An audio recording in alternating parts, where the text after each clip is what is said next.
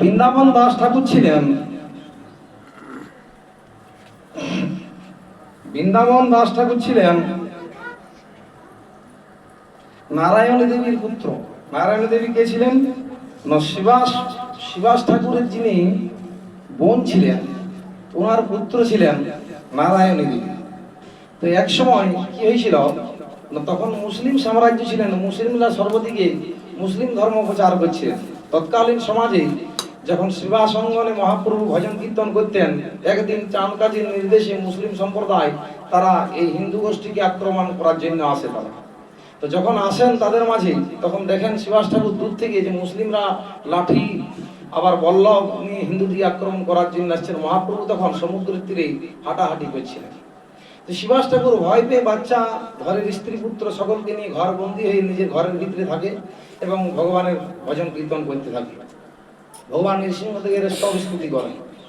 তো তৎসময় মহাপ্রভু দেখেন যে আমার যারা ভক্ত তারা আমাকে তারা চিনতে পারছেন না, তারা ভয় পাচ্ছেন এবং তারা ঘরের ভিতরে চলে যাচ্ছেন। কিভাবে এই ধর্ম প্রচার করা যায়? তো তখন কি করলেন, মুসলিম দিকে আসতে দেখে মহাপ্রভু স্বয়ং যখন শিবাস ঠাকুর ভিতরে ভগবানের নাম কীর্তন করছেন, মহাপ্রভু তখন দরজায় ঢোকা দিয়ে করে ভিতরে প্রবেশ করলেন। আর তখন শিবাস ঠাকুর জানাচ্ছেন মহাপ্রভু যে, হে মহাপ্রভু, এখন দেখুন মুসলিমরা আক্রমণ করতে আসছেন, তার জন্য আমি কি করছি, ঘরের ভিতরে আছি। তো মহাপ্রভু বললেন, ভয় পাবার কি কারণ আছে? এই জগৎটা আমার তৈরি করেছি, আমি আর ভয় পাচ্ছেন আপনি অন্য কি? ভয় পাওয়ার কোনো দরকার নেই। তো মহাপ্রভুর কথা না বিশ্বাস না হওয়াতেও শিবাস ঠাকুর তখন কিন্তু হরিনাম কীর্তন করছেন।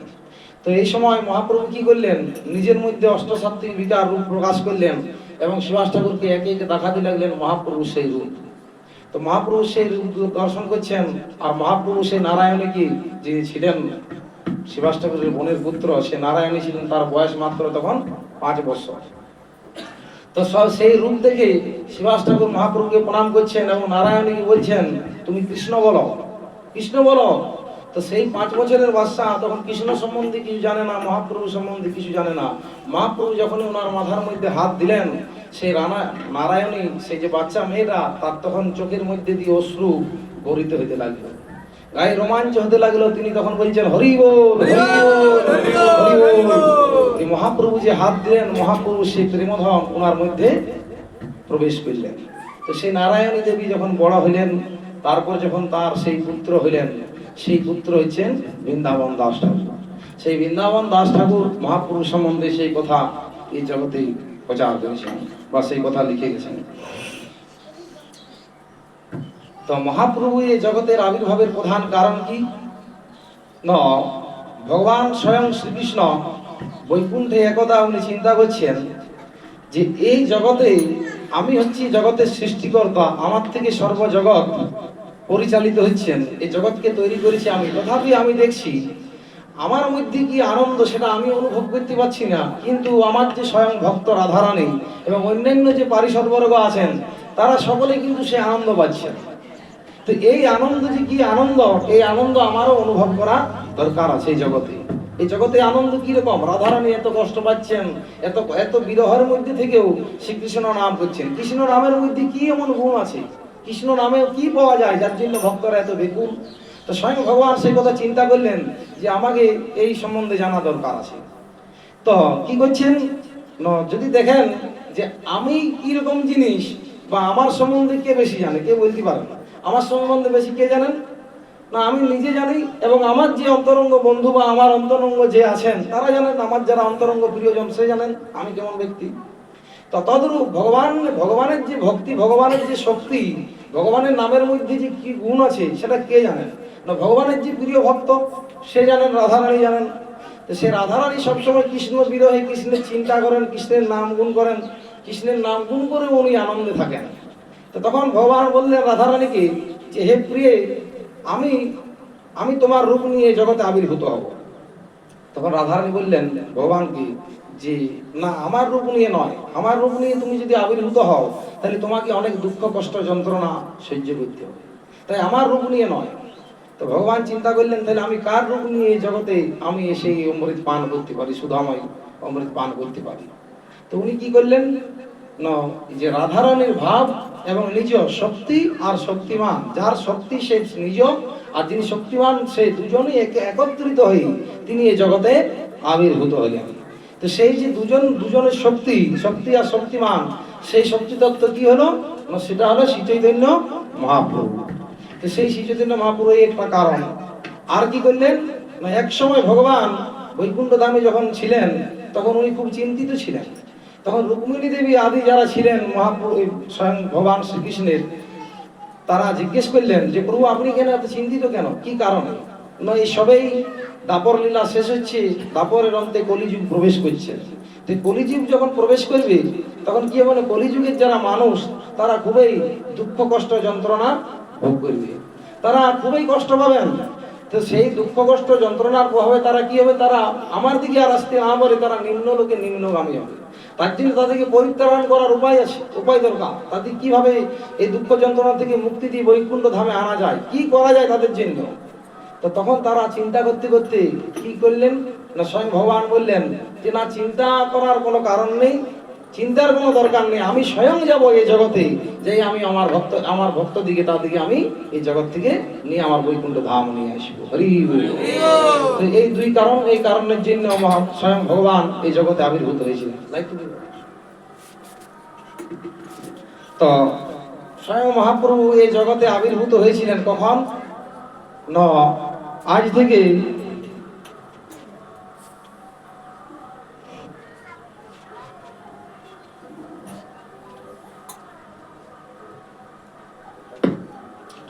স্বয়ং মহাপ্রভু আবির্ভূত হয়েছিলেন আজ থেকে 1407 শতাব্দে।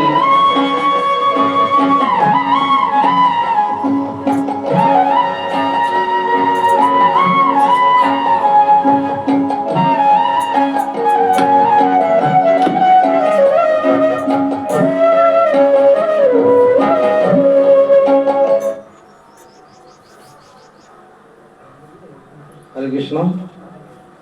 তো মহাপ্রভু আজ থেকে আবির্ভূত হয়েছিলেন 1407 শতাব্দে, ইংরেজি 1486 সালের ফেব্রুয়ারি মাসে ফাল্গুনী পূর্ণিমার অপরাহ্নে পশ্চিমবাংলার নবদ্বীপ সিধাম মায়াপুর নামক স্থানে শ্রী চৈতন্য মহাপ্রভু আবির্ভূত হন। তো শ্রী চৈতন্য মহাপ্রভু হচ্ছেন স্বয়ং ভগবান। ওনার আবির্ভূত হওয়ার প্রধান উদ্দেশ্য এই জগৎ থেকে সমস্ত জীবকে উদ্ধার করে বৈকুণ্ঠ ধাম পৌঁছে দেওয়া। তো মহাপ্রভু যে আবির্ভূত হবেন সেটা শাস্ত্রেই পূর্বে যখন শ্রীমদ্ ভাগবতম রচনা করা হচ্ছিল, তখন ব্যাসদেব লিখেছিলেন, ভাগবতমে লেখা আছে, কি লেখা আছে, কৃষ্ণ বর্ণম তিসা কৃষ্ণং সাঙ্গ পাঙ্গাস্ত্র পার্ষদম যজ্ঞই সংকীর্তন প্রায়ই যজন্তি হি সুমেধেশঃ। কি ব্যাপার না, এই কলিযুগে সুমেধা সম্পন্ন ব্যক্তিগণ অবিরাম কৃষ্ণ কীর্তনকারী ভক্তের অবতরণকে আরাধনা করার জন্য সংকীর্তন যজ্ঞের অনুষ্ঠান করেন। কলিযুগে কিরকম না, স্বয়ং ভগবান আবির্ভূত কিভাবে হয়েছেন না, কৃষ্ণ বর্ণম তিসা কৃষ্ণম। কৃষ্ণ বর্ণম কথাটির অর্থ কি না, কৃষ্ণ বর্ণ তিসা অকৃষ্ণম। তিসা কথার অর্থ গায়ের বর্ণ, অকৃষ্ণ বর্ণ কৃষ্ণ বর্ণ নয়। তো কৃষ্ণ বর্ণ যিনি কৃষ্ণ ছিলেন, তিনি কৃষ্ণ বর্ণ না হয়ে এই জগতে কিভাবে আবির্ভূত হয়েছেন না, গৌরবর্ণ রূপে। এবং তার কি কর্ম না, তিনি জগতে হরিনাম প্রচার করছেন। কি রকম না, হরে কৃষ্ণ মহামন্ত্র যজ্ঞই সংকীর্তনই প্রায়ই। যজ্ঞটা কি রকম, সংকীর্তনই প্রায়ই, সংকীর্তন রূপী যজ্ঞ। সেই সংকীর্তন রূপী যজ্ঞ কারা করছেন না, যজন্তি হি সুমেধেশঃ। সুমেধেশ কথার অর্থ যারা সুমেধা ব্যক্তি সম্পন্ন, যাদের মেধাটা সুমেধা অর্থাৎ যারা ভগবানের সঙ্গে যুক্ত, যারা ভগবানকে জানার পরে আসি, যিনারা ভগবানের ভক্ত হতে চান, তার দিকে বলা হয় সুমেধা সম্পন্ন ব্যক্তি। তো সেই ব্যক্তি যারা কি করছেন, যজ্ঞই সংকীর্তনই প্রায় যজন্তি হি সুমেধেশঃ। তো সেই ব্যক্তিরা কি করেন, মহাপ্রভুর যজ্ঞ সংকীর্তনে তারা অংশগ্রহণ করেন, এবং অংশগ্রহণ করার ফলে তারা বৈকুণ্ঠ ধাম লাভ করেন। তো সেই মহাপ্রভু সেই জন্য এসেছেন গৌরবর্ণ হয়ে। গৌরবর্ণ হয়ে কেন এসেছেন না, রাধা ও কৃষ্ণের মিলিত তনু স্বয়ং শ্রী চৈতন্য মহাপ্রভু। তো সেই মহাপ্রভুর কি কর্ম না, সংকীর্তন প্রচার করেছেন। এই জগতে কলিযুগে সংকীর্তন আন্দোলন প্রচার করেছেন। তো সেই সংকীর্তন আন্দোলনটা কাদের দিকে নিয়ে করছেন না, যারা সুমেধা সম্পন্ন ব্যক্তি।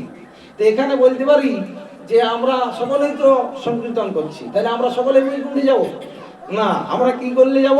যদি আমাদের মেধাটা সুসম্পন্ন হয়, মহাপ্রভুর চরণে নিজেদিকে সমর্পণ করতে পারি, যদি মহাপ্রভুর চরণে নিজেদের মেধাকে সম্পন্ন করতে পারি, তাহলে আমরা স্বয়ং মহাপ্রভুর সঙ্গে আমরা বৈকুণ্ঠ ধাম যেতে পারি। তো যদি মহাপ্রভুর চরণে নিজেকে সমর্পণ করতে হয়, তাহলে আমাদের কি করা উচিত?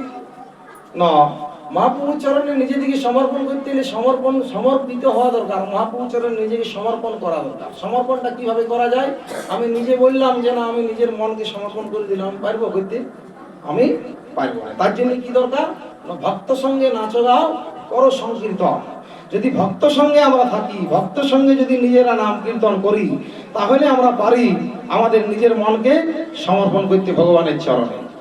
তো তাই সকলে চেষ্টা করুন ভক্ত সঙ্গে থেকে মহাপ্রভুকে জানার, মহাপ্রভুকে জেনে পড়ে নিজেরা হরিনাম সংকীর্তন করা।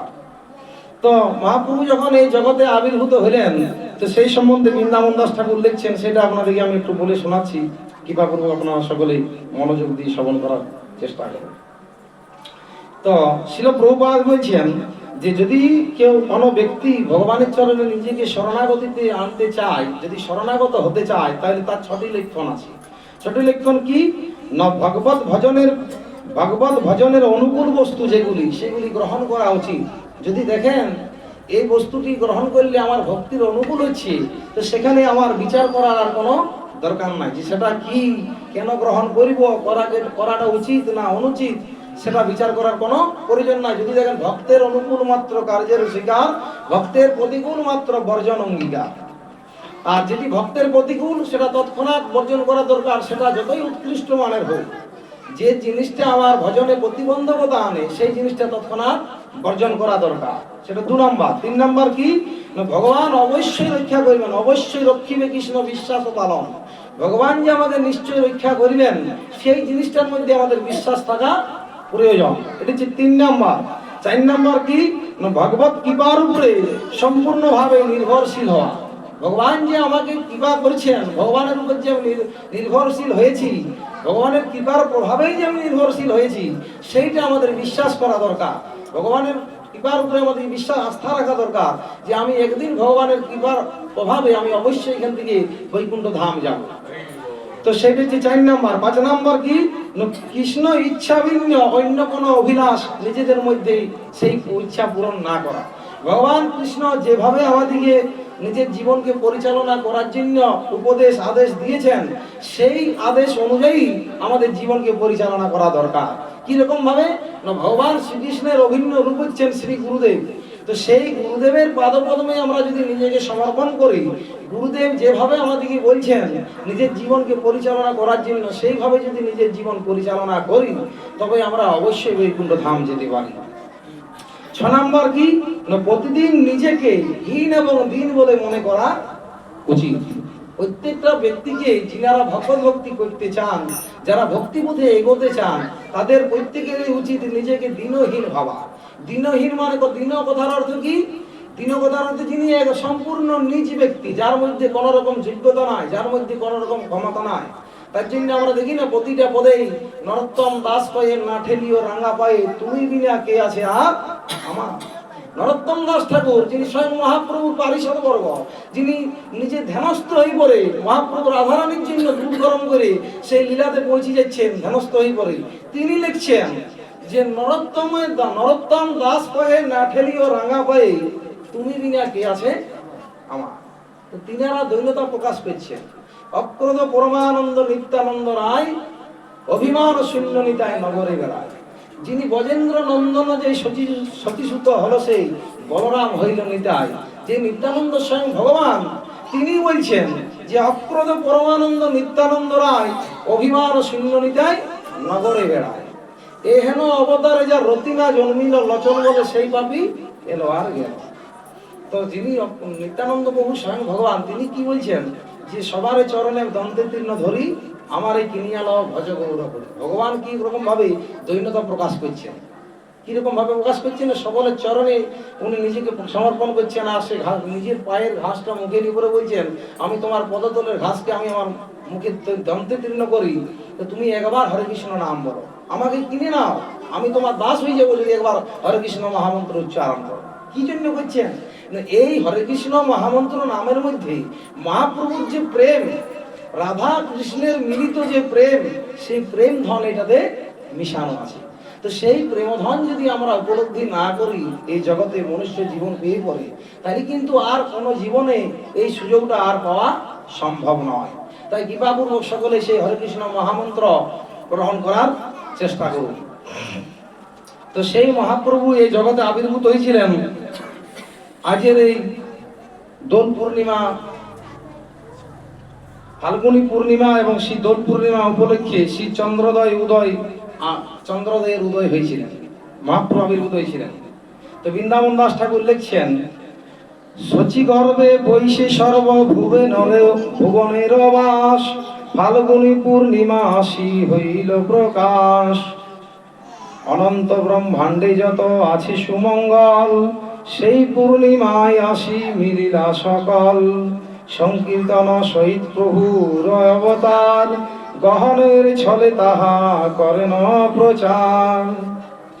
মহাপ্রভু যখন শচী গর্ভে ছিলেন তখন কি করছেন? সেই সময় ফাল্গুনী পূর্ণিমা নক্ষত্রে, ফাল্গুনী পূর্ণিমার আজ এই শুভক্ষণে শুভ তিথিতে উনি কখন আবির্ভূত হয়েছিলেন না? তখন চন্দ্রগ্রহণ হয়েছিলেন।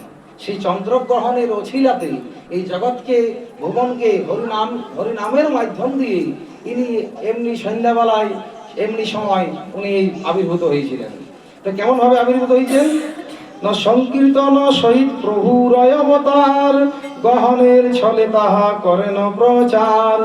ঈশ্বরের কর্ম বুঝি 12 শক্তিকায়, চন্দ্রে আচ্ছা দিল রাহু ঈশ্বর ইচ্ছায়। সর্বনবর দ্বীপে দেখে হইল গ্রহণ, উঠিল মঙ্গল ধ্বনি শিহরি কীর্তন।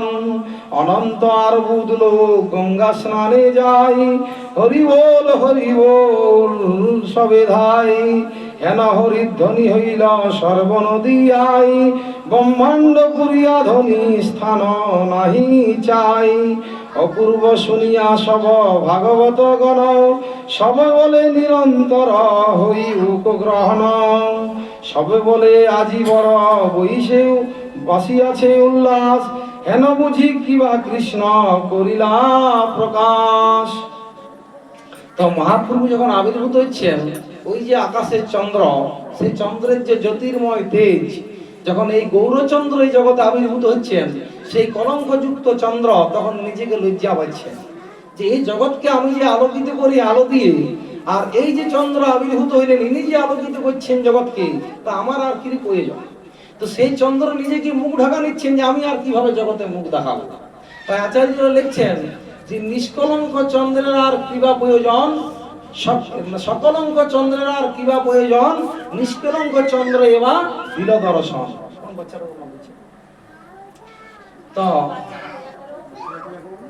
তো সেই চন্দ্রের আর কি প্রয়োজন?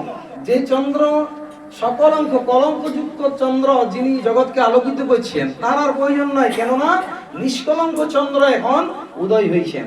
তো সেই দৃশ্য দেখে যে রাহু আছেন, রাহু কি করলেন না? দেখছেন এর আর প্রয়োজন নেই, ইনি তখন তৎক্ষণাৎ চন্দ্রকে গ্রাস করার জন্য প্রবেশ করলেন। যে চন্দ্রকে গ্রাস করছেন, চন্দ্রকে গ্রাস করা মানে যখন গ্রহণ হয়, গ্রহণে যত কিছু জিনিস আছে সমস্ত জিনিস আমাদের দূষিত হয়। তো সেই সময় নদিয়ায় নবদ্বীপে যারা ছিলেন ব্রাহ্মণ সমাজ, আবার যারা ছিলেন সমস্ত জাতি, হিন্দু মুসলিম, সকলে এই গ্রহণ দেখার পর সন্ধ্যার সময় তারা কি করছেন না? সমস্ত ঘরে সেই দূষিত জিনিসকে পরিত্যাগ করে সকলে শুদ্ধ হওয়ার জন্য গঙ্গার তীরে গেছেন। গঙ্গার তীরে সকলে গিয়ে গঙ্গা স্নান করছেন। গঙ্গা স্নান করে সকলে কি হিন্দু কি মুসলিম, কেননা হিন্দুরা কি করছেন না? গঙ্গা স্নান করার পর সকলে হরিধ্বনি দিচ্ছেন, হরি এইভাবে হরিধ্বনি দিচ্ছেন আর গঙ্গার থেকে স্নান করে উঠছেন। আর মুসলিমরাও স্নান করতে যাচ্ছেন। মুসলিমরা দেখছেন এত হিন্দু আজ আরবুদ কথার অর্থ কি না? লক্ষ কোটির উপরে যা আছে সেটা হচ্ছে আরবুদ। তো সেই রকম লোক গঙ্গা স্নানে গেছেন, তারা সকলে যদি হরিধ্বনি দেন, তো মুসলিমরা কি করছেন? মুসলিমরাও সেই দৃশ্য দেখে পরে তারা ব্যঙ্গ করছেন হিন্দু দিকে দেখে, তারা বলছেন হরি বল হরি বল হরি বল, তারাও আনন্দ করছেন হিন্দু দিকে দেখে পরে।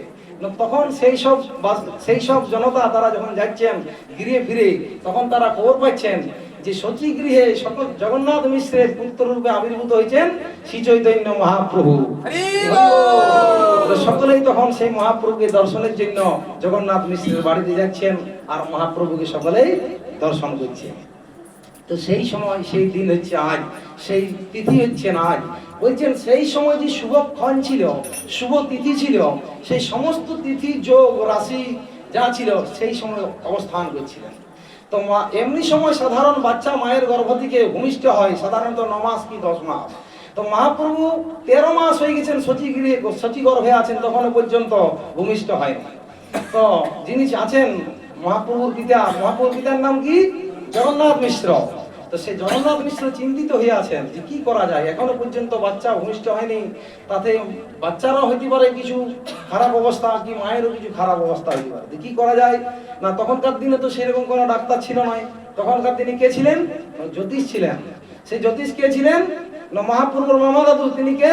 নীলাম্বর চক্রবর্তী। তো সেই নীলাম্বর চক্রবর্তীকে উনি জিজ্ঞেস করছেন জগন্নাথ মিশ্র কি করা যায়। তো ওনারা পরামর্শ করে দেখলেন, জ্যোতিষ গণনা করে নীলাম্বর চক্রবর্তী বললেন এই সময় এই দিন সকল সুলক্ষণ সকল শুভযোগ একত্রিত মিলিত হচ্ছে, এই তিথিতে এই সময়ে স্বয়ং মহাপ্রভু আবির্ভূত হবেন। তো সেই মহাপ্রভু সকল যোগকে সকল শুভ সময়কে একত্রিত করে এই সন্ধ্যাবেলায় উনি ভূমিষ্ঠ হয়েছিলেন। তো সেই মহাপ্রভু যখন আবির্ভূত হলেন তখন কি বলছেন? আনন্দের আর সীমা নাই, সকল ভক্তগণ হরিধ্বনি দিচ্ছেন গ্রহণের অছিলায়। আর এমন সময় কি করছেন? শান্তিপুরে অদ্বৈত আচার্য উনি গঙ্গার তীরে সেই শালগ্রাম শিলাকে নিয়ে পড়ে উনি তুলসীপত্র জল গঙ্গা জল দিয়ে পূজা করছেন। আর উনি হুঙ্কার দিচ্ছেন জয় গৌর হরি, জয় সচিনন্দন, জয় হুঙ্কার দিচ্ছেন মহাপ্রভুকে যে তুমি এখনই আবির্ভূত হয়ে জগতে, যদি আবির্ভূত না হও এই যে কলিযুগের মানুষ তারা কিভাবে উদ্ধার পাবে, তারা কিভাবে উদ্ধার পেতে পারে। তো উনি কি করলেন? ওনার এই যে হুঙ্কার, সে এতই জোরের হুঙ্কার দিলেন, কেননা উনি হচ্ছেন মহাবিষ্ণুর অবতার। তো ওনার সেই হুঙ্কার গেল এখান থেকে বৈকুণ্ঠ ধাম পর্যন্ত। তো বলছে এমন হুঙ্কারের ধ্বনিতে সকল শব্দ তরঙ্গ ফাটিয়া যাচ্ছে বৈকুণ্ঠ ধ্বনি। তো সেইখানে মহাপ্রভু স্বয়ং ভগবান বৈকুণ্ঠের যে সিংহাসন সেটা যেন নড়ে উঠল, যে আমাকে এখনই তো ভূমিষ্ঠ হইতে যেতে হবে, অদ্বৈত আমাকে ডাকছে। তুরন্ত সেখান থেকে স্বয়ং ভগবান কৃষ্ণ উনি সচী গর্ভে প্রবেশ করে আবির্ভূত হলেন। তো সেই মহাপ্রভু আজের দিনে প্রকটিত হয়েছিলেন। তো মহাপ্রভু এইভাবে যখন প্রকটিত হলেন অদ্বৈত আচার্য বুঝতে পারলেন যে মহাপ্রভু নিশ্চয়ই আবির্ভূত হয়ে গেছেন, এই জগৎ সমস্ত দিক সব মঙ্গলময় হচ্ছে। তো শান্তিপুর আর মায়াপুর যেখানে মহাপ্রভু জন্মস্থান সেটা অনেক দূরত্ব আমরা দেখেছি, কিন্তু নবদ্বীপ শান্তিপুরে বসেই অদ্বৈত আচার্য উপলব্ধি করছেন যে মহাপ্রভু ভূমিষ্ঠ হইলেন। আর এদিকে নিত্যানন্দ মহাপ্রভু আরো দেশে আছেন, তিনিও বলছেন জয় গৌর হরি, জয় গৌর হরি। উনি বুঝতে পারছেন যে স্বয়ং মহাপ্রভু এখন হয়তো ভূমিষ্ঠ হইলেন। নিত্যানন্দ মহাপ্রভু বলছেন এমন চিৎকার করলেন, মহাপ্রভু ধ্বনি দিলেন এতই উচ্চ স্বরে যে সেই উচ্চ স্বর যেন ভূমি পৃথিবী যেন আন্দোলিত হয়ে গেল। নিত্যানন্দ মহাপ্রভুর কণ্ঠস্বর এতই জোরালো ছিলেন। তো বলছি পৃথিবী যেমন আন্দোলিত হইল। তো অদ্বৈত আচার্য কি করছেন? সেই আনন্দে ওনার যা গৃহের সম্পত্তি আছেন সকল বৈষ্ণব সকল দুস্থ ব্যক্তিদিকে দান করছেন, যে নাও তোমরা এইগুলো নিয়ে যাও। তো অদ্বৈত আচার্যের সঙ্গে ছিলেন হরিদাস ঠাকুর, তিনি বুঝতে পারছেন না যে অদ্বৈতের হইল কি, এই তো পূজা করছিলেন, এই আনন্দ করে সকলকে দান ধ্যান করছেন, এই হরে কৃষ্ণ মহামন্ত্রের উচ্চ ঈশ্বরে নৃত্য করছেন, কারণটা কি? ওনার কারণ তখনও পর্যন্ত তারা উপলব্ধি করতে পারছেন না। আর এখানে নিত্যানন্দ মহাপ্রভু ধ্বনি দিচ্ছেন। এইভাবে যারা পূর্ণ মহাপ্রভু পারিষদবর্গ যারা ছিলেন তারা সকলে বুঝতে পারলেন যে স্বয়ং ভগবান গজেন্দ্র নন্দন যে সতীসুত হলো, সেই বলরাম হইল নিতাই, সেই সতীপুত্র এখন আবির্ভূত হয়ে গেছেন। দেবলোকে যারা ছিলেন তারা সকলে পুষ্পবৃষ্টি করতে লাগলেন, এই সন্ধ্যাবেলায় সকলে পুষ্পবৃষ্টি দিচ্ছেন আর মহাপ্রভু আবির্ভূত হচ্ছেন। তো মহাপ্রভু এইভাবে যখন এই জগতে আবির্ভূত হলেন উনি আস্তে আস্তে ধীরে ধীরে বড় হতে লাগলেন। মহাপ্রভু হওয়ার পর খুব ক্রন্দন করছেন, মহাপ্রভু কোনো মতেই ক্রন্দন আর থামানো যাচ্ছেন না। তো সকলে চেষ্টা করছেন যে বাচ্চা কিভাবে ক্রন্দন করা যায়। আর যারা ভক্তরা আছেন তারা দেখতে এসছেন, তারা বলছেন হরি বল। যখনই হরি বল বলছেন মহাপ্রভু কাঁদতে কাঁদতে হঠাৎ করে হাসতে শুরু করলেন। মহাপ্রভু আচানক হাসছেন, সকলে হরিবল বলছেন, মহাপ্রভু হাসছেন। আর যখনই তারা হরিবল বলা বন্ধ করছেন মহাপ্রভু আবার জোর জোর কান্না করছেন। যেহেতু কি সমস্যা, বাচ্চাকে তো শান্ত করা যাচ্ছে না, তো সকলে হরিধ্বনি দিচ্ছেন আর মহাপ্রভু আবার হাসছেন। মহাপ্রভু যখন চলে আছেন তখন থেকে হরিনাম এইভাবে প্রচার করছেন যে তোমরা যদি হরিবল বলো, তোমরা যদি হরিনাম করো তবেই আমি আনন্দ পাবো। এটা হচ্ছে মহাপ্রভু প্রচারের উদ্দেশ্য। তো বলছে ভগবান শ্রীকৃষ্ণের চরণে 19টা চিহ্ন আছে, শঙ্খ চক্র গদা ধ্বজ রথ অন্যান্য গাদা চিহ্ন আছে, রাধারানীর পায়েও সেরকম 19টা চিহ্ন আছে। তো মহাপ্রভুর চরণে আছে 32টা চিহ্ন। কেন আছে? রাধা আর কৃষ্ণের মিলিত, তার জন্য ওনার শ্রী চরণে আছে 32টা চিহ্ন, যা অন্য কোনো ভগবানের চরণে। মহাপ্রভু কি বলছেন, স্বয়ং ভগবান কি বলছেন শ্রীমদ্ ভগবদ গীতায়, যে সর্বধর্মান পরিত্যাজ্যং মামেকং শরণং ব্রজ অহং তাং সর্বপাপেভ্যো মোক্ষয়িষ্যামি মা শুচো। তুমি সর্বধর্মকে পরিত্যাগ করো, তারপর আমার চরণে শরণ গ্রহণ করো, তবেই তোমাকে আমি সমস্ত পাপ থেকে মুক্তি দান করি, আমার চরণে তোমাকে আশ্রয় দান করি। কিন্তু মহাপ্রভু কি বলছেন, কাউকে কিছু করার দরকার নাই, তোমরা কেবলমাত্র হরিনাম করো, উচ্চ ঈশ্বরে বলো হরি বল। মহাপ্রভু বলছেন যদি তোমরা হরি বল বলো তাহলে আমি তোমার। মহাপ্রভু যদি হরিনাম করো তাহলেই আমি তোমার।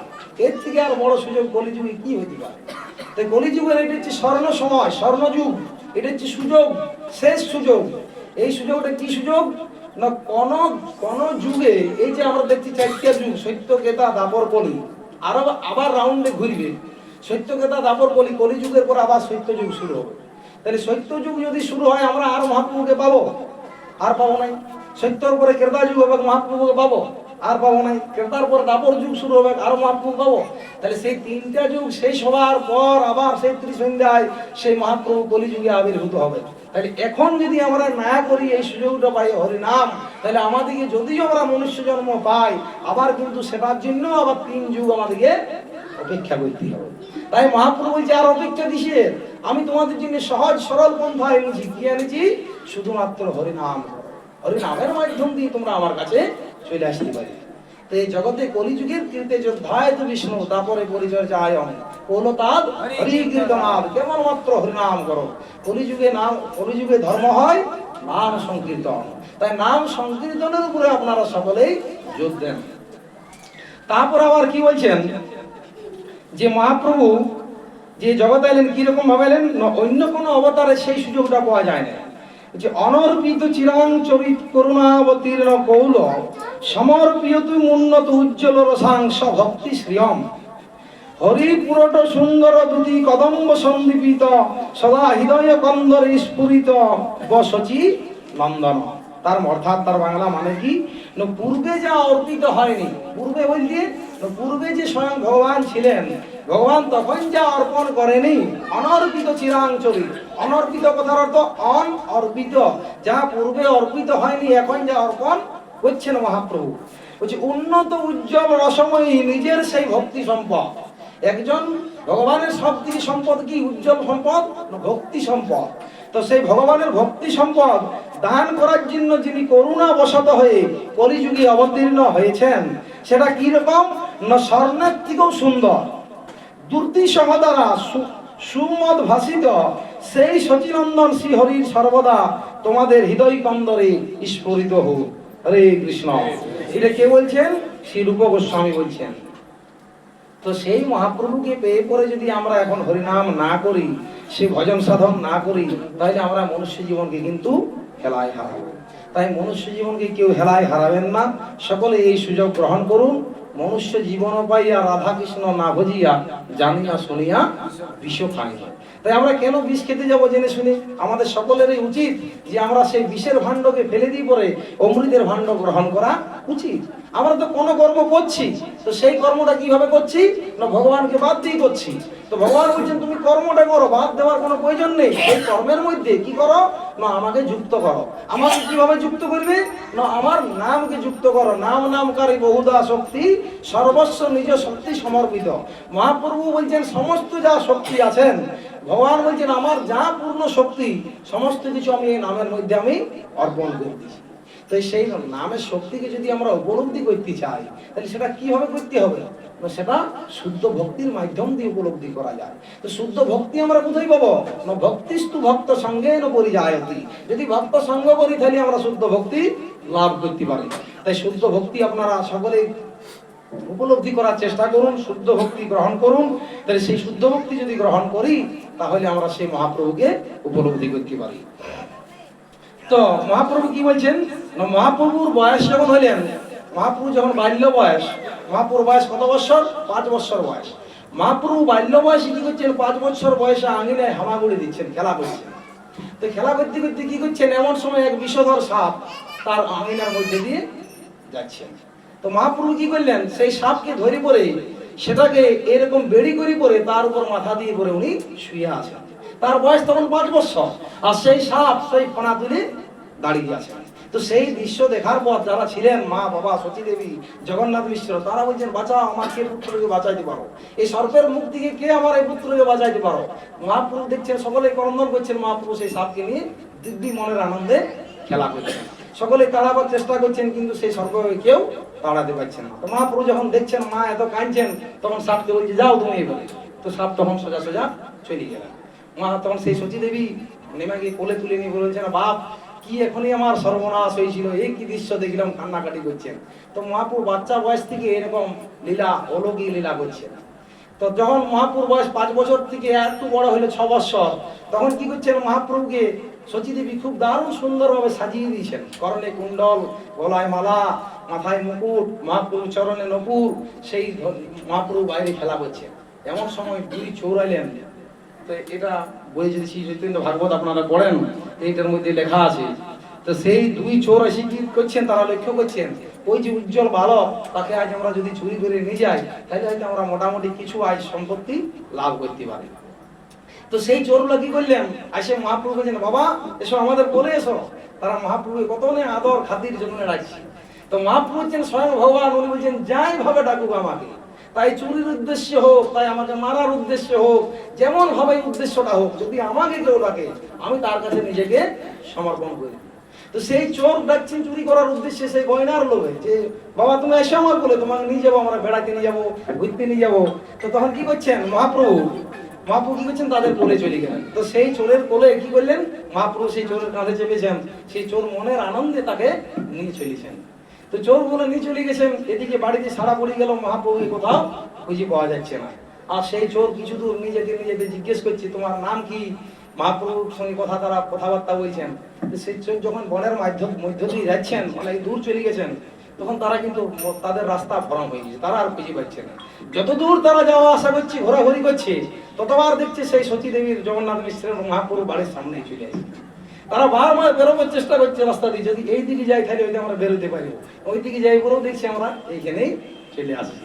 তো চোরগুলো কি করলেন? শেষ পর্যন্ত তখন দেখলেন গ্রামের লোক সকলে এসে উপস্থিত, তখন আর কি করা যায়, মহাপ্রভুকে নামিয়ে দিয়ে তারা মহাপ্রভুর চরণে নিজেকে প্রণাম করে আবার সেই পথ দিয়ে আপনা আপনি চলে গেলেন।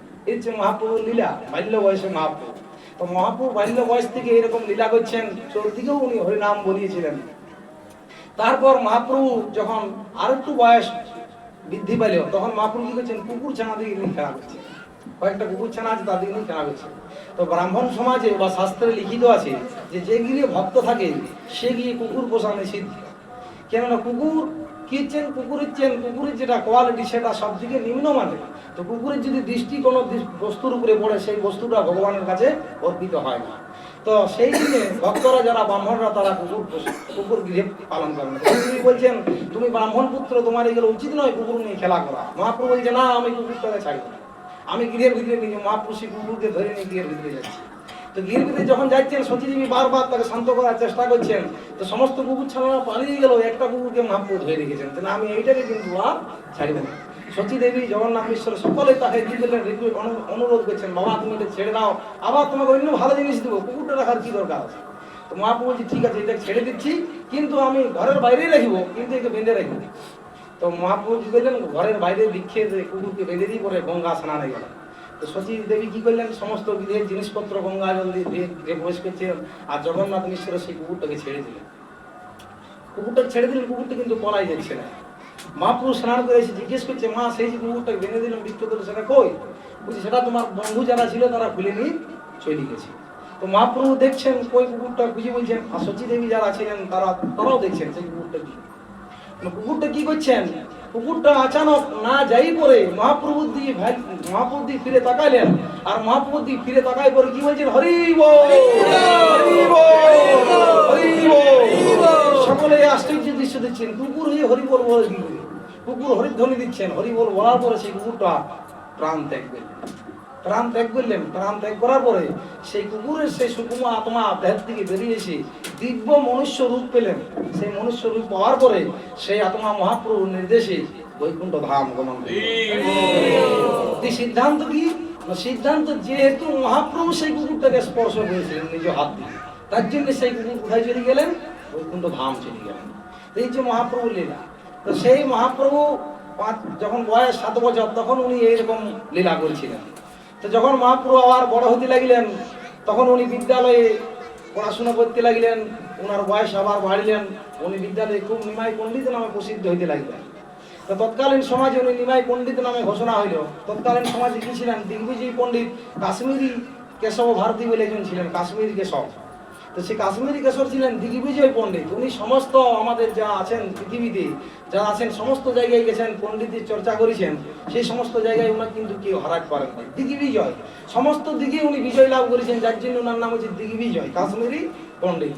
তো সেই কাশ্মীরি পণ্ডিত আজ আসিয়েছেন নবদ্বীপ। তখনকার দিনে নবদ্বীপ ছিলেন শিক্ষার ক্ষেত্র, কারণ শিক্ষার ক্ষেত্র, শিক্ষার অধিষ্ঠান। যদি কেউ শিক্ষা লাভ করতে তাহলে নবদ্বীপে যাইতে। তো সেই নবদ্বীপে কি করছেন? কাশ্মীরি পণ্ডিত হিসেবে বলছেন যে আমি তো সমস্ত জায়গায় বিজয় লাভ করলাম, এবার যদি নবদ্বীপটাই আমি বিজয় লাভ করতে পারি তাহলে আমি হয়তো সর্বজ্ঞ হয়ে গেলাম, আর আমার কোথাও যাবার দরকার নেই। তো তখন নবদ্বীপের যারা ছিলেন মহান মহান পণ্ডিত তারা চিন্তা করলেন যে যদি এই কেশব কাশ্মীর এখানে আমরা হারিয়ে যাই তাহলে আমাদের নামটা নিচে নেবে। তারা কি করলেন? সকলে পালাইলেন। তারা বললেন যে না, আমরা দেহ পণ্ডিত নই, পণ্ডিত হয়েছে বসে আছেন, ওই হচ্ছে নিমাই পণ্ডিত। তো নিমাই পণ্ডিত কি করছিলেন? এরকম পূর্ণিমা জ্যোৎস্নার রাতে উনি গঙ্গার তীরে উনি নিজের যে ছেলেরা আছেন বাচ্চারা তাদের সঙ্গে খেলা করছেন। আর সেই কেশব পণ্ডিত আইলেন গঙ্গার তীরে, আর আসে মহাপ্রভুকে জিজ্ঞেস করছেন, বলছেন আমি শুনেছি তুমি নাকি নিমাই পণ্ডিত, তো আমি তোমার সঙ্গে তর্ক করতে আইছি, শাস্ত্রজ্ঞ করতে আইছি, তুমি আমার সঙ্গে শাস্ত্রজ্ঞ করো। তো তখন কি বলছেন? মহাপ্রভু বলছেন আমার মধ্যে তো সেরকম কোনো জ্ঞান বিদ্যা নাই, আমি কিভাবে শাস্ত্রজ্ঞ করতে পারি? যদি আপনি কৃপা করেন তো আমি বলুন, আমি কি বলবো? তখন পণ্ডিত বলছেন না, আমি কেন বলবো, যেহেতু আমি আসিছি তুমি জিজ্ঞেস করো আমাকে কি করতে হবে। কৃপাপূর্বক সকলে মোবাইল সাইলেন্ট করুন। পাঠের পূর্বে আমি বললাম যে কেউ যাওয়া আসা করবেন না। কৃপাপূর্বক সকলে শান্ত এবং ধীর হয়ে বসুন। আধ ঘন্টার জন্য আপনারা বসুন শান্তিপূর্ণভাবে। তো সেই মহাপ্রভু কি করছেন? মহাপ্রভু কি করছেন? যখন ওই কেশব কাশ্মীরি পণ্ডিতকে বলছেন যে আপনি বলুন, তো উনি কি বলছেন যে না না আপনি বলুন। তো ঠিক আছে, মহাপ্রভু বলছেন ঠিক আছে আপনি কি বলবেন? না আমিই বলছি যে আপনি বলুন। এই যে গঙ্গা দেবী আছেন, ভগবানের চরণ থেকে গঙ্গার জন্ম, তো সেই গঙ্গা প্রবাহিত হচ্ছে মর্ত্যলোকে, সেই গঙ্গা সম্বন্ধে আপনি কিছু স্তব স্তুতি গঙ্গার মাহাত্ম্য বর্ণনা করুন। তো সেই পণ্ডিত বর কয়েক মিনিটের মধ্যে 100টা শ্লোক বর্ণনা করলেন মহাপ্রভুর সামনে। 100টা শ্লোক স্তুতি করে সেই গঙ্গার মাহাত্ম্য বর্ণনা করলেন। মহাপ্রভু তৎক্ষণাৎ তার চরণে প্রণাম করলেন আর বললেন, এই পণ্ডিত বিপ্র, আপনার মহান গুণ, আপনার মধ্যে সেই তেজের গুণ আছে যা দিয়ে আপনি গঙ্গার মাহাত্ম্য বর্ণনা করলেন। সেই পণ্ডিত বলছেন তবে আমি দিগ্বিজয়ী পণ্ডিত, আমার এমনিতেই চতুর্দিকে নাম আছে, আমার পাণ্ডিত্যের সঙ্গে কারো তুলনা হয় নাই, কেউ পারে নাই আমাকে পরাজয় করতে, তার জন্যই তো আমি এই শ্লোক প্রার্থনা করতে পারলাম। তো স্বয়ং মহাপ্রভু হচ্ছেন ভগবান, তিনি কারো অহংকার দর্পহারী ভগবান, উনি কারো অহংকার রাখেন নাই। তো মহাপ্রভু বলছেন ঠিক আছে সেটা ঠিক, কিন্তু আপনার যে 100টা শ্লোক স্তুতি করলেন তার মধ্যে এই 35 নম্বর যে শ্লোকটা সেটা কিন্তু আপনার ভুল আছে। কিরকম ভুল আছে?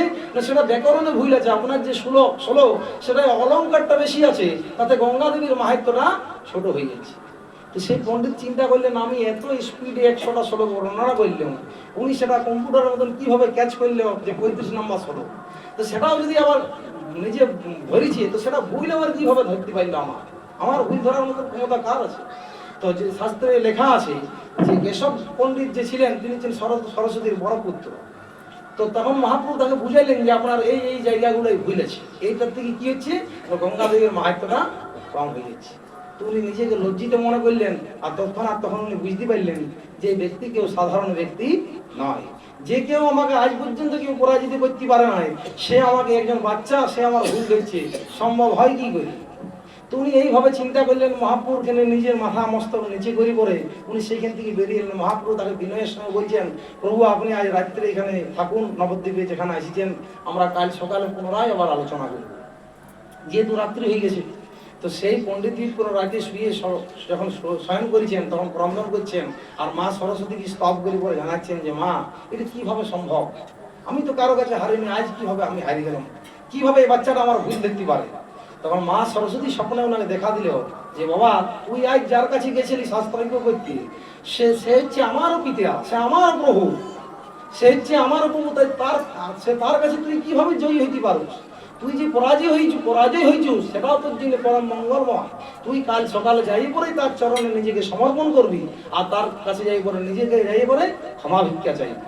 তো সেই পণ্ডিত তার পরের দিন সকালে যে মহাপ্রভুর চরণে নিজেকে সমর্পণ করলেন। আর মহাপ্রভু বলছেন এই জ্ঞানের দ্বারা, এই পাণ্ডিত্য দ্বারা নিজের অহংকার বোধ হয়তো একটু বাড়ি যেতে পারে, কিন্তু ভগবান ভগবত ভক্তি উপলব্ধি করা সম্ভব নয়। তাই তুমি এই পাণ্ডিত্য ছাড়ি দিয়ে পরে তুমি কি করো? তুমি হরি বল, হরি বল, হরি বল, তুমি হরিনাম সংকীর্তন করো। তো সেই পণ্ডিত ব্যক্তি তখন তিনি উপলব্ধি করতে পারলেন যে মহাপ্রভু যেটা বলছেন সেটা সব দিক দিকে ঠিক। আমার এইসব পাণ্ডিত্য ছাড়িয়ে দিয়ে পরে আমার তৎক্ষণাৎ কি করা দরকার? হরিনাম গ্রহণ করা দরকার। তো সেই পণ্ডিত ব্যক্তি কি করলেন? ওই সব মহাপ্রভুর চরণে নিজেকে সমর্পণ করে উনি হরিনাম করতে লাগলেন।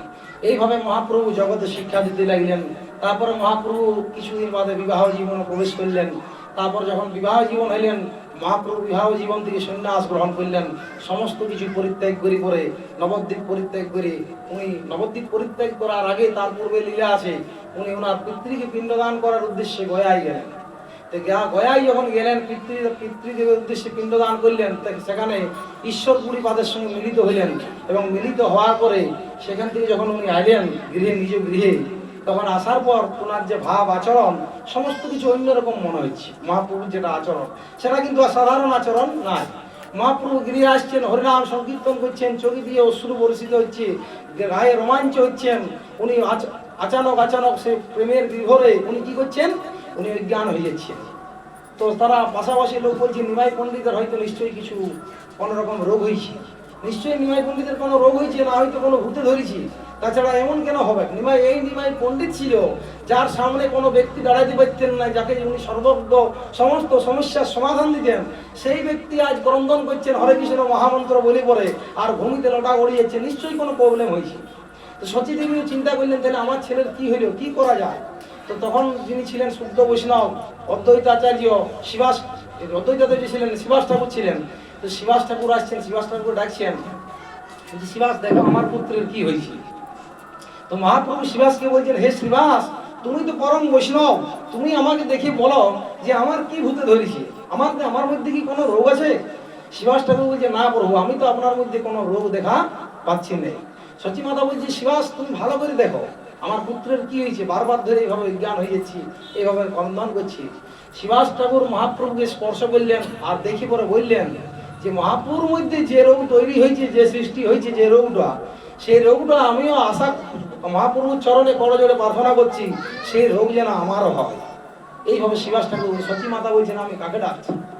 তো আমি আমার ছেলের রোগ সারাবার জন্য ডাকছি, আর উনিও আরো উল্টা বলছেন সেই রোগ যেন আমার হয়। কেননা এই রোগ হচ্ছে সংক্রমণ রোগ, যে মহাপ্রভু সান্নিধ্যে যাবে তার মধ্যে এই রোগটা ফেলাই যাবে। তো মহাপ্রভু কেন এরকম করছেন?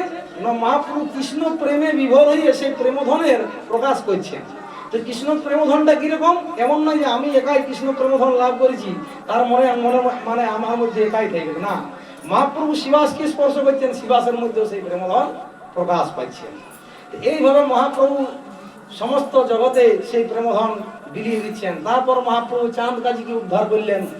ওই বালক বয়সে, মহাপ্রভুর বয়স তখন প্রায় 20 বছরের মতন, তখন চাঁদ কাজীকে উনি উদ্ধার করলেন। তো সেই চাঁদ কাজীকে উদ্ধার করার পরে যখন জগৎবাসী দেখলেন যে একজন 20 বছরের বালক, যিনি চাঁদ কাজী, যিনি আমাদের সমস্ত নদিয়া জেলার যিনি প্রশাসন, তিনি যদি মহাপ্রভুর চরণে সমর্পণ করে নিজেকে, তো আমরা তো আর কি বলি। তো সেই দৃশ্য দেখার পরে অনেক ব্যক্তি মহাপ্রভুর চরণে নিজেকে সমর্পণ করলেন, আর সকলে মহাপ্রভু ভক্তি পথ অবলম্বন করতে লাগলেন। তো মহাপ্রভু কি করলেন? সেই যখন দেখলেন যে নদিয়াবাসী হয়তো উদ্ধার হয়ে গেছে, তো এখন আমাকে এইবারে সমগ্র পৃথিবীকে উদ্ধার করার, সমস্ত পৃথিবীর যত জীব আছে সকলকে উদ্ধার করা দরকার। তো মহাপ্রভু সেই সময় গৃহত্যাগ করলেন। গৃহত্যাগ করে উনি নীলাচলে আইলেন।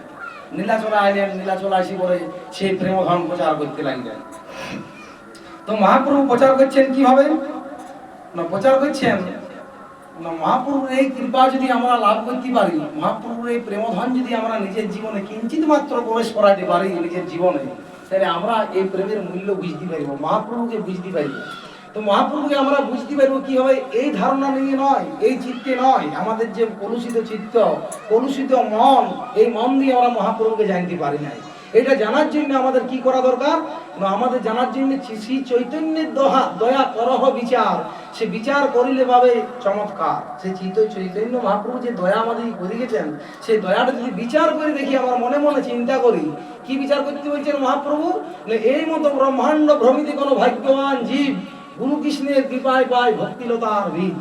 এই ভক্তিলতার বীজটা যে আমরা পাইছি, মহাপ্রভু দিয়েছেন, সেই বীজকে যদি এই মহাপ্রভু কেন বলছেন না, এত লক্ষ্য ব্রহ্মাণ্ড ভ্রমণ করার পর আমরা এই মনুষ্য দেহ আজ পাইছি, আর এত মনুষ্য দেহ পাওয়ার পরে আমরা কি পাচ্ছি? এই কৃষ্ণ প্রেমধনের লাভ, কৃষ্ণ প্রেমধনের বীজ পাচ্ছি। সেই বীজ পাওয়ার পরও যদি আমরা হৃদয়ে সেটা বপন না করি, সেই বীজ নিয়ে যদি আমি ঘুরি ঘুরি, তাহলে আমি কিভাবে মহাপ্রভুকে চিনতে পারি? আমি চিন্তা করতে পারিনি। মহাপ্রভু এই শিক্ষা কোথায় দিচ্ছেন? প্রয়াগের দশমেধ ঘাটে উনি রামানন্দ, সেখানে কাকে দিচ্ছেন? দশমেধ ঘাটে রূপ সনাতন গোস্বামীকে সেই শিক্ষা দিচ্ছেন। 10 দিন ধরে সেই শিক্ষা দিচ্ছেন আত্মজ্ঞান লাভের উপায়। তো সেই আত্মজ্ঞান লাভের উপায় কি?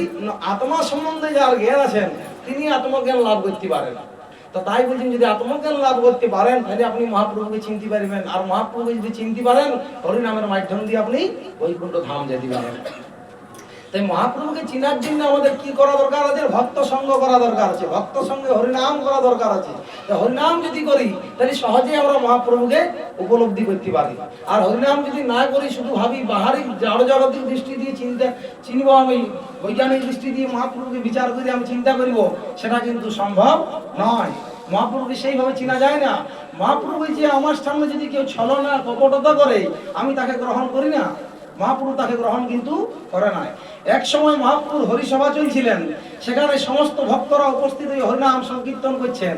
মহাপ্রভুর প্রিয় কীর্তন করতেন, তার নাম ছিল মুকুন্দ দাস।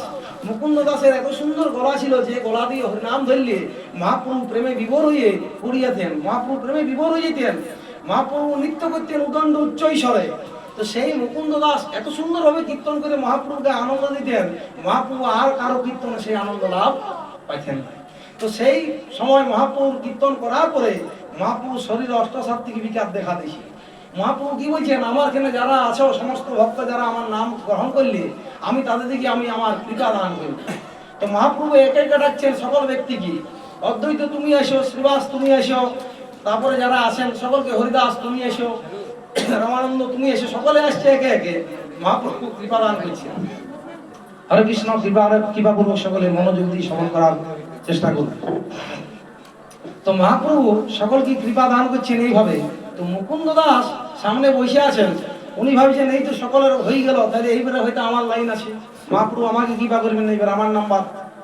মহাপ্রভু কিন্তু মুকুন্দ দাসকে ডাকলেন, সবাইকে কৃপা দান করলেন, মহাপ্রভু মুকুন্দ দাসকে একবারের জন্য কিন্তু ডাকলেন না।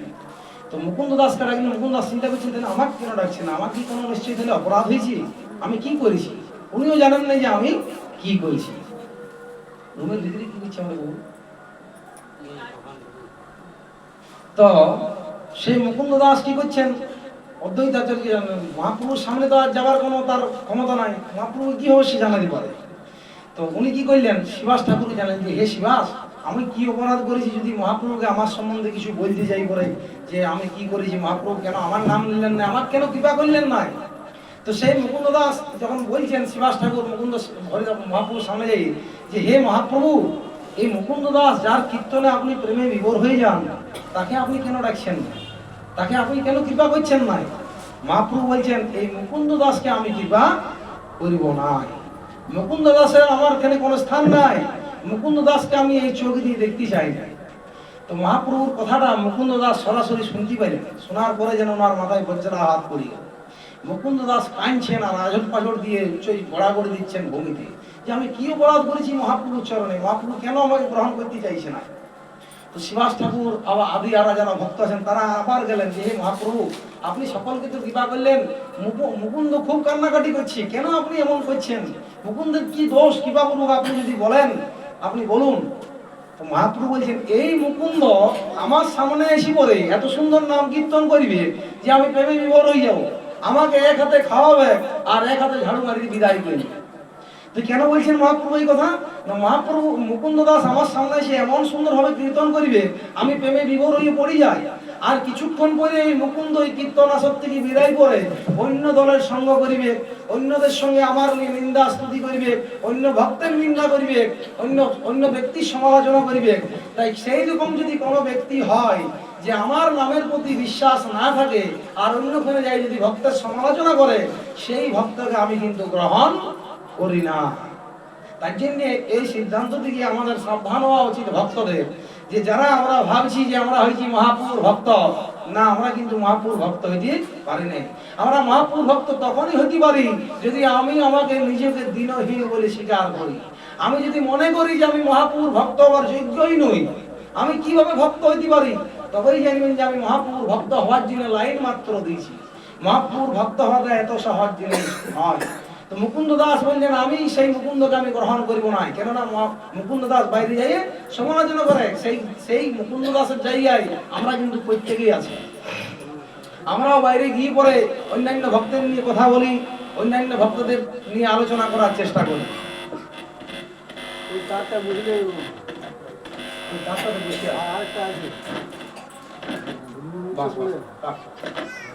তো সেই মুকুন্দ দাস সেই কথাটা শুনতে পেলেন মহাপ্রভুর মুখ থেকে যে মুকুন্দ দাসকে মহাপ্রভু কৃপা করবেন নাই। মুকুন্দ দাস ভূমিতে গোড়াগড়ি দিয়ে কান্নাকাটি করার পর যখন শুনলেন যে মহাপ্রভু আর আমাকে কৃপা করবেন নাই, মুকুন্দ দাস স্থির করলেন যে মহাপ্রভু যদি আমাকে কৃপা না করে তাহলে আমার এই দেহটা রাখি আর কি লাভ আছে। আমি এই দেহটা রাখিছিলাম যাতে মহাপ্রভুর কীর্তনে অংশগ্রহণ করতে পারি, মহাপ্রভুকে আনন্দ দিতে পারি। যেহেতু এই দেহ দিয়ে পরে আমি পাপাচারণ করেছি, তো সেই দেহটা আমার আর রাখার কোনো অধিকার নাই। আমি এখনই যে এই দেহ গঙ্গায় বিসর্জন দিয়ে দেহ ত্যাগ করব। তো সেই খবরটা তৎক্ষণাৎ আবার শিবাস পণ্ডিত তারা গেলেন মহাপ্রভুর চরণে যে হে মহাপ্রভু, এবারে কমসে কম কৃপা করুন। মুকুন্দ কান্নাকাটি করছেন, এইবারে নিজের প্রাণ বিসর্জন দিতে গঙ্গায় যাচ্ছেন, আপনি কি কখনো কৃপা করবেন নাই? মুকুন্দ বলতে পাঠাইছেন যে জিজ্ঞেস করবে যে মহাপ্রভু কি আমার কখনো কৃপা করবেন নাই? তো শিবাস ঠাকুর আসি বলছেন আপনি কি কখনো কৃপা করবেন নাই মুকুন্দকে? মহাপ্রভু বলছেন না, মুকুন্দকে আমি 1 কোটি জন্ম বাদে কৃপা করবো। এই জন্মে তো নয়, এই জন্মেও নয়, কোটি জন্ম বাদে আমি মুকুন্দকে কৃপা করিব। এই কথাটা মুকুন্দ যখন করলে প্রবেশ করল, মুকুন্দ পুনরায় ঘুরি পর আবার অদণ্ড নৃত্য করতে বলছেন হরি বল, হরি বল, হরি বল। মুকুন্দের মনের মধ্যে আর আনন্দ আর ধরে না, মুকুন্দ খুব উদণ্ড নৃত্য করছি। যেই মুকুন্দ ধুলায় পড়ি পরে কান্নাকাটি করছিল, আর এই মুকুন্দ এবার নৃত্য করছি, কারণটা কি? ভক্তরা ধরে গেল, মুকুন্দ তুমি কথাটা শুনলে মহাপ্রভু কি বললি? এই জন্মে নয়, জন্মে নয়, কোটি জন্ম পরে যদি মহাপ্রভু তোমাকে কৃপা করবো বলেছি, কোটি জন্ম পরে। মুকুন্দ বলছি মহাপ্রভু কোটি জন্ম পরে হলে তো করবি, তার মানে তো মহাপ্রভু আমাকে বঞ্চিত করে নাই। মহাপ্রভু কৃপার আশ্রয় তো আমি আছি, তোমরা আগে আমি পরে, আমি তো মহাপ্রভুর আশ্রয় আছি।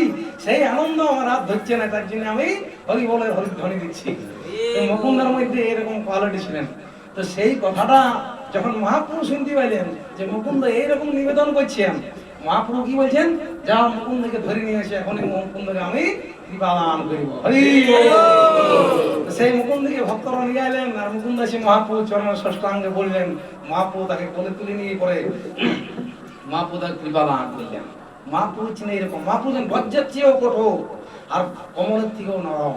তাই মহাপ্রভুকে যদি আমরা জানতে চাই, মহাপ্রভুকে আমরা পারি না বাহারি জড় জাগতের দৃষ্টি, তার জন্য আমাদের ভক্তি দরকার আছে। তো সেই মুকুন্দ বিশ্বাস করলেন যে মহাপ্রভু আমাকে ত্যাগ করেন, প্রতি জন্মে পরে হলেও আমাকে মহাপ্রভু গ্রহণ কিন্তু করে। তাই জন্য মহাপ্রভু মুকুন্দের কি আনন্দ। তো সেই আনন্দের প্রভাবে মুকুন্দ মহাপ্রভুকে চিনতে পেরেছিলেন যে এই হচ্ছেন মহাপ্রভু, যিনি আমাদের মহাপ্রভু কমলের থেকেও নরম। তো সেই জায়গায় আমরা কিঞ্চিত মাত্র মহাপ্রভুর লীলা মনোযোগ দিয়ে শ্রবণ করি, মহাপ্রভু চরণামৃত পান করি, মহাপ্রভুর মহা অভিষেক দর্শন করি, এই দোলের দিনে যারা কারা আছেন, যারা মহাপ্রভুর যারা মহাপ্রভুর আবির্ভাব উপলক্ষে আজ উপবাস করেছেন, মহাপ্রভুর আবির্ভাব ব্রত পালন করছেন, আমাদের ভক্তদের মধ্যে খুব কম সংখ্যা। তার মধ্যে কারা আছেন নির্জল উপবাস কে আছেন, যারা জল না পান করে আছেন, জল না পান করে আছে 5-7 জন আছেন যারা আছেন। তো মহাপ্রভু বলছেন যারা এই ব্রত পালন করছেন তারা তো ঠিক করে কৃপা লাভ করবে কে, যারা দর্শন করিবে আবার যারা শ্রবণ করিবে তারাও কিন্তু আমার এই কৃপা লাভ করতে পারে। হরি বল। তো কৃপাপূর্বক সকলে চেষ্টা করিবেন এই মহাপ্রভুর উৎসব লীলা নিজেদের পালন করা, এই মহাপ্রভুর কৃপা লাভে মহাপ্রভুর অভিষেকে অংশগ্রহণ করা, মহাপ্রভুর আবির্ভাব উৎসবে নিজেদিকে সমর্পণ করা, এই যে শেষ সুযোগ, এই সুযোগে যদি আমরা নিজেদিকে সমর্পণ করতে পারি তাহলে আমাদের মানব জীবনকে আমরা ধন্য করতে পারি। তো মহাপ্রভু এইভাবে সমস্ত জীবকে উদ্ধার করার জন্য এই জগতে ভূমিষ্ঠ হয়ে পড়ে কৃষ্ণ প্রেমধন প্রচার করেছেন। তো কৃষ্ণ প্রেমধন প্রচার করি পরে সমস্ত জীবকে কেমন করেছেন, ওই যে সমুদ্রের জোয়ারে এত জোয়ার নাই, এত জন নাই যে সমস্ত জায়গাকে প্লাবিত করতে পারে, কিন্তু মহাপ্রভুর প্রেমধন এমনই যে প্রেমের জোয়ারে কি করছেন, সমস্ত জীবকে ভাষায় নিয়ে পড়ে উনি বৈকুণ্ঠ ধাম নিয়ে যাচ্ছেন। তো সেই প্রেমধন যদি আমরা নিজের জীবনে গ্রহণ করি, সেই প্রেমধন যদি আমরা নিজের জীবনে প্রয়োগ করতে পারি, তাহলে আমরা মহাপ্রভুর কৃপাপাত্র লাভ করতে পারি। তাই সকলে চেষ্টা করুন কিভাবে আমরা সেই হরিনাম সংকীর্তন করতে পারি, ভক্ত সঙ্গে থাকি পরে কিভাবে মহাপ্রভুকে চিনতে পারি। তো মহাপ্রভুকে চিনার একমাত্র উপায় ভক্ত সঙ্গ করেন, ভক্ত সঙ্গ করে ভক্তির ধারা মহাপ্রভুকে আমরা জানতে পারি। এরকম মহাপ্রভু অনেক অলৌকিক লীলা প্রদর্শন করেছেন এবং সেই লীলার মাধ্যম দিয়ে মহাপ্রভুকে জানা যায় মহাপ্রভু কিরকম। মহাপ্রভু এক সময় শিবাসঙ্গনে বসে আছেন, ভক্তরা বলছেন আমার খুব ক্ষুধা পাইছে, আমরা খেতে চাই কিছু। তো মহাপ্রভু ভগবানের কাছ থেকে ভক্তরা যেরকম আশা করে যে লীলাতে একটা মহাপ্রভু বিশাল কিছু প্রকাশ করবে, মহাপ্রভু সেরকম কিন্তু বিশাল কিছু প্রকাশ করেন না। কিন্তু সেই সময় ভক্তরা বলছেন প্রভু শীতকালের দিন ছিল যে আমরা কিছু খেতে চাই। মহাপ্রভু যে বলো তোমরা কি খেতে চাও, আমরা তোমরা যা চাইবে আমি এখনই তোমাদেরকে সেইটাই খাওয়াবো। বলছে আমরা আম খেতে চাই, শীতকালের দিন এখন আম কোথায় পাওয়া যাবে। মহাপ্রভু বলছেন যাও তোমরা যদি কেউ এখানে একটা আমের আটি আনতে পারো আমার সামনে, আমি তোমাদেরকে আম খাওয়াতে পারি। তো কি করলেন, দু চারজন ভক্ত ছিলেন, তারা তৎক্ষণাৎ বাড়িতে খোঁজাখুঁজি করে একটা আমের আঠি আনি মহাপ্রভুর চরণে হাতে দিলেন। মহাপ্রভু সেই আমের আঠিটা নিজের সামনে গর্ত করে পুরো পুঁজলেন আর জল ঢাললেন। তো সব ভক্ত দেখছেন সেই আঠি থেকে অঙ্কুরিত হইল, অঙ্কুরিত হওয়ার পর সে বৃক্ষে পড়লে, তাহলে বৃক্ষ হওয়ার পর একটু বড় হইলেও গাছটা বড় হওয়ার পর আমরা মুকুলে ভর্তি হয়ে গেল, বকুল দিলে আম বড় হয়ে পরে আম পাকি গেল। তো ভক্তরা সব আনন্দের সহিত সেই আম পাড়িল এবং সেই আম সকলে প্রসাদ রূপে মহাপ্রভুর নিবেদন করে খাইল। তো সেই আম গাছ এখনো পর্যন্ত নবদ্বীপে আছে, এই মহাপ্রভুর অলৌকিক লীলা আছে। তো সেই মহাপ্রভু যদি আমরা হরে কৃষ্ণ, তো সেই মহাপ্রভুকে যদি আমরা জানতে চাই তাহলে মহাপ্রভুকে জানার জন্য মহাপ্রভুর ভক্ত সঙ্গ করা আমাদের প্রয়োজন আছে। মহাপ্রভুর ভক্ত সঙ্গ যদি আমরা নিজের জীবনে প্রয়োগ করি তাহলে আমরা সেই আনন্দ লাভ করতে পারি, যে আনন্দ এই ত্রিজগতে আর কোথাও পাওয়া যায় না। মহাপ্রভু কিরকম প্রেমধন দিয়ে গেছেন এই জগতে, এই প্রেমধন আর কোথাও নাই। গোলকেরও প্রেমধন হরিনাম সংকীর্তন। এই যে হরিনাম আমরা করছি, এই হরিনাম কিন্তু এই জগতের বস্তু নয়। তো মহাপ্রভু সেই হরিনামকে এই জগতে এনে পরে নিজের প্রেম অশ্রু মিশ্রিত করে, সেই হরিনামকে প্রেম অশ্রু মিশ্রিত করে পরে উনি কি করছেন, এই জগতের সমার মধ্যে বিলিয়ে দিচ্ছেন। মহাপ্রভু সকলের মধ্যে বিলিয়ে দিচ্ছেন সেই প্রেমধন। সেই প্রেমধন বিলিয়ে দিয়ে কি বলছেন, তোমরা হরিনাম করো, তোমরা কেবলমাত্র হরিনাম করে আমার কাছে আসো, তোমরা কেবলমাত্র একবার হরিনাম করো। তাই মহাপ্রভু তার পারিষদবর্গকে নির্দেশ দিচ্ছেন যে তোমরা যাও, এই কলিযুগের মানুষ তারা তাদেরকে যদি বলো যে তুমি হরি বলো, তাহলে কিন্তু তারা বলবেন না। তোমরা কি করবে, প্রত্যেকটি ব্যক্তির দ্বারে দ্বারে যাও। কি বলছেন, সমস্ত নগরাদি গ্রাম যা আছে সমস্ত জীবের দ্বারে দ্বারে যাও, আর তার দিকে যাই করে বলো যে বলো কৃষ্ণ, ভজ কৃষ্ণ, বলো কৃষ্ণের শিক্ষা, কৃষ্ণের শিক্ষা করো, হে নিত্যানন্দ, হে হরিদাস, তোমরা যাও প্রত্যেকটি জীবের দ্বারে দ্বারে যাও, আর তোমরা কি করো, কৃষ্ণ কথা বলো। যদি কোনো ব্যক্তি কৃষ্ণ নাম করে, শাস্ত্রে লেখা আছে যে এক কৃষ্ণ নামে এত পাপ হরে যে পাপীর সাধ্য হয় এত পাপ করে। সেই কৃষ্ণ নামকে মহাপ্রভু নিজের প্রেম অশ্রু দিয়ে বিগলিত করে প্রেম মাখা প্রেম দিয়ে পরে সেই হরিনাম বিলাচ্ছেন। তো সেই প্রেম মাখা হরিনাম, সুধাময়ী হরিনাম যদি আমরা এখনো গ্রহণ না করি, এখনো যদি চিন্তা করি যে এখন করবো না, আমি পরে করিব, আমার আরো সময় হোক তারপরে করিব, তাহলে কিন্তু করবো আমার এই জীবনটা হেলায় হারাই যাবে, আমি আর কখনোই করতে পারিব না। অমল দলজল জীবন টলমল, এই জীবনটা টলটল করছেন পদ্মপদায় যেমন জল টলটল করে, জীবনটাও কিন্তু প্রতিনিয়ত টলটল করছেন। আমরা জানি না কে কতদিনের জন্য জগতে কতক্ষণের জন্য আছি। তো কি বলছেন, কুকুর আদি পশু প্রায় জীবন কাটায় হয়, যদি আমরা পশুর মতনই জীবন কাটাইতে চাই তাহলে কিন্তু আমরা মহাপ্রভুকে চিনতে চাই না। আমরা যদি ভাবি যে আমি স্ত্রী পুত্র সংসার নিয়ে এসো আরম্ভ করিব, আবার ভক্তিও করিব, ভগবানের চরণে নিজেকে সমর্পণ করিব, না, সেটা কিন্তু সম্ভব নয়। মহাপ্রভু বলছেন যদি তুমি সমর্পণ করতে চাও তাহলে কৃষ্ণের সংসার করো, ছাড়ি অনাচা। কৃষ্ণের সংসার করো, সংসার করো তুমি, কিন্তু সংসারটা কিভাবে করো? কৃষ্ণ কেন্দ্রিক করো, জীবনে কৃষ্ণকে কেন্দ্র করো, কৃষ্ণের উপরে নির্ভর করে নিজের জীবনকে সংসারটা পরিচালিত করো।